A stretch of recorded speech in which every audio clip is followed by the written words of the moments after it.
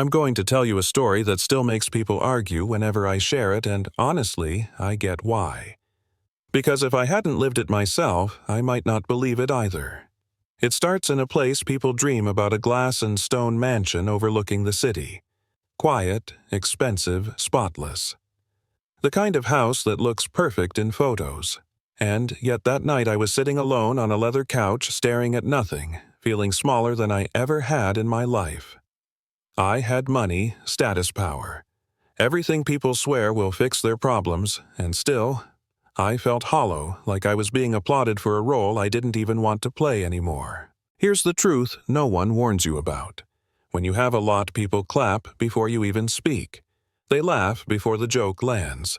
They love the idea of you, not you. I'd been through relationships where affection showed up on schedule, right after gifts, trips, transfers. The moment I slowed down, the tone changed. One woman once said to me, half joking, half serious, "Don't tell me you're suddenly broke." Yeah, that happened. And something inside me snapped. Not anger, clarity. That night I asked myself a question that scared me more than losing money ever could. If I stripped everything away, the name, the lifestyle, the comfort, would anyone still see me as a human being? Not a wallet, not a shortcut. Just a man. The next morning I did something reckless. Some would say stupid. I called my assistant, the only person who knew my moods well enough to sense trouble before I spoke, and I told him I wanted to disappear for a while. He suggested vacations, therapy retreats. I shook my head. Then I told him the plan. I said I was going to live on the street dressed like a homeless man, no protection, no reputation, nothing. He laughed at first, then went silent. "People will hurt you," he said. "People will laugh. People will record you." I told him that was the point. So we changed everything. Old clothes, torn shoes, dirt under my nails, a dented metal cup that rattled when you shook it.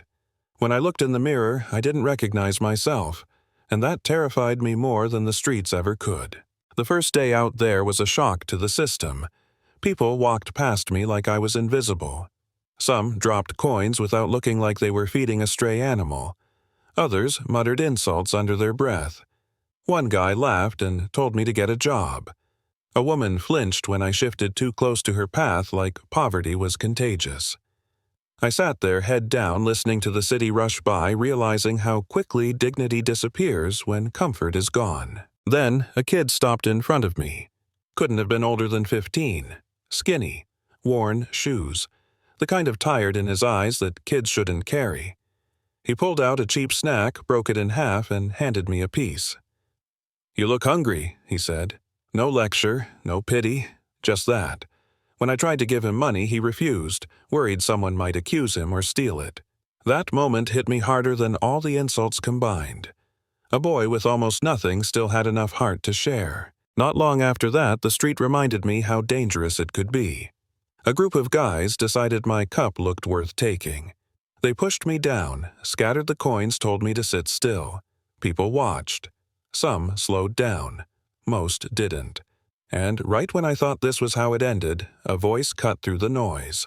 A police officer stepped in, calm but firm, chased them off, handed my coins back, and told me to find a safer place. He didn't ask my name, didn't ask for anything. He just did what was right and walked away. I saw him again later, more than once, always stepping in when someone tried to humiliate me for sport. Once he leaned in and said quietly, "Stay away from the rich areas. They don't like to be reminded this world has pain." There was something heavy in his voice, like he'd learned that lesson the hard way. A few days later, everything changed again. I was sitting near a small food stand, the smell alone enough to make my stomach ache, when I noticed her. She wasn't loud. She wasn't dressed to impress. She moved with calm purpose, serving people, handling stress without attitude. When my stomach growled, she noticed. She didn't wrinkle her nose, didn't pretend I wasn't there. She brought me a plate of food and said, "Eat." Just that. Then she warned me not to sleep outside at night because it wasn't safe. That kindness felt different, not charity. Respect. I kept coming back. Sometimes she fed me. Sometimes she just asked if I was okay. When people mocked me near her stand, she shut it down. One man laughed and called me trash. She looked him in the eye and said, "He's a person." No shouting, no drama, just truth. And somehow that silenced him more than yelling ever could. One night as she was closing up, two men started bothering her. I stood up, pretending to be weak, and shouted thief to draw attention. Things escalated fast. And then that same officer showed up again. Only this time he called her by her name. That's when I realized he was her brother. Everything made sense. The protection, the tension. Later, I overheard them arguing. He warned her not to tie her future to struggle. She told him kindness wasn't weakness. Love wasn't stupidity. I understood both of them, and I knew this was about more than romance. This was about fear survival and scars people don't talk about. I fell for her quietly, deeply, and then I ruined it. One day, an emergency pulled me away. My assistant picked me up in a luxury car. I didn't realize she'd seen it until it was too late. The confusion on her face stayed with me. So, when my assistant suggested one last test, I agreed, even though it felt wrong. He approached her, pretending to represent a charity, offered her money to leave me. She didn't hesitate. She pushed it back and said, "Love isn't for sale." That was my breaking point. I told her the truth, who I was, why I'd done it. I expected shouting, I expected rage. What I got was pain. So my kindness was a test she asked. That question cut deeper than anything else. She walked away, and I let her. For once, I didn't chase. Instead, I started fixing what I could without being seen. Helping people in her neighborhood, paying fees, covering hospital bills, supporting her business anonymously, letting actions speak where words had failed. Then my family stepped in. They disapproved immediately, introduced another woman, offered deals, tried pressure. My mother even went to her with money.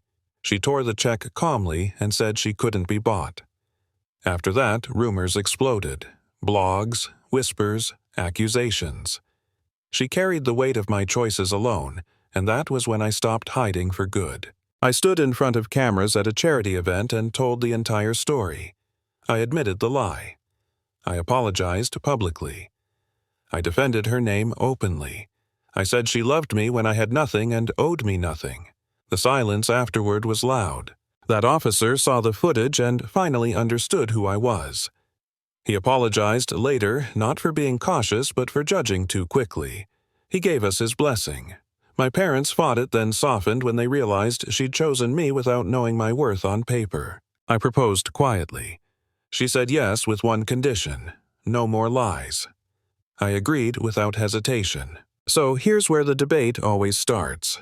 Was what I did wrong? Was it cruel, or was it necessary to see the truth? Some people say I manipulated the situation. Others say the world manipulates people like her every day, and no one calls it out.